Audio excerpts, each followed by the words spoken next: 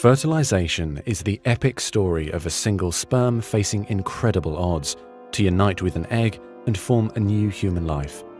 It is the story of all of us.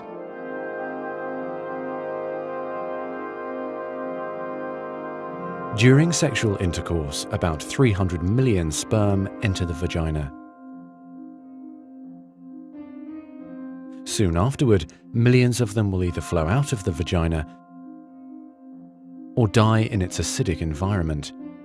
However, many survive because of the protective elements provided in the fluid surrounding them. Next, the sperm must pass through the cervix, an opening into the uterus. Usually, it remains tightly closed, but here the cervix is open for a few days while the woman ovulates. The sperm swim through the cervical mucus, which is thinned to a more watery consistency for easier passage. Once inside the cervix, the sperm continues swimming toward the uterus, though millions will die trying to make it through the mucus. Some sperm remain behind, caught in the folds of the cervix, but they may later continue the journey as a backup to the first group. Inside the uterus, muscular uterine contractions assist the sperm on their journey toward the egg. However, resident cells from the woman's immune system, mistaking the sperm for foreign invaders, destroy thousands more.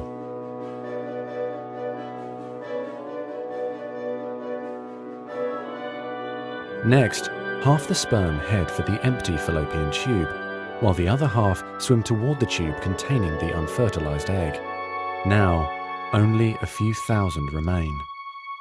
Inside the fallopian tube, tiny cilia push the egg toward the uterus. To continue, the sperm must surge against this motion to reach the egg. Some sperm get trapped in the cilia and die.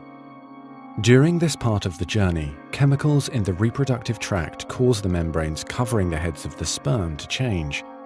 As a result, the sperm become hyperactive, swimming harder and faster toward their destination. At long last, the sperm reach the egg. Only a few dozen of the original 300 million sperm remain. The egg is covered with a layer of cells called the corona radiata. The sperm must push through this layer to reach the outer layer of the egg, the zona pellucida. When sperm reach the zona pellucida, they attach to specialized sperm receptors on the surface, which triggers their acrosomes to release digestive enzymes, enabling the sperm to burrow into the layer. Inside the zona pellucida is a narrow, fluid-filled space just outside the egg cell membrane. The first sperm to make contact will fertilize the egg. After a perilous journey and against incredible odds, a single sperm attaches to the egg cell membrane. Within a few minutes, their outer membranes fuse and the egg pulls the sperm inside. This event causes changes in the egg membrane that prevent other sperm from attaching to it.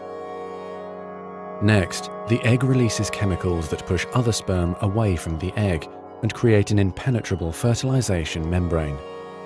As the reaction spreads outward, the zona pellucida hardens, trapping any sperm unlucky enough to be caught inside. Outside the egg, sperm are no longer able to attach to the zona pellucida. Meanwhile, inside the egg, the tightly packed male genetic material spreads out.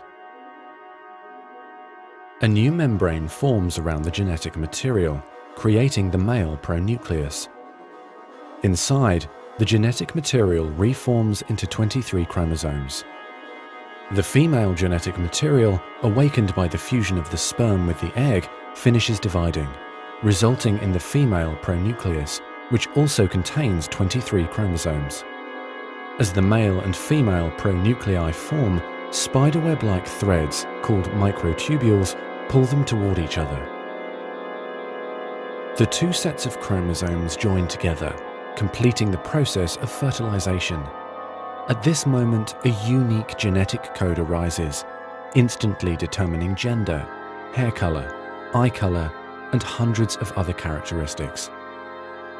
This new single cell, the zygote, is the beginning of a new human being. And now the cilia in the fallopian tube gently sweep the zygote toward the uterus, where he or she will implant in the rich uterine lining, growing and maturing for the next 9 months until ready for birth.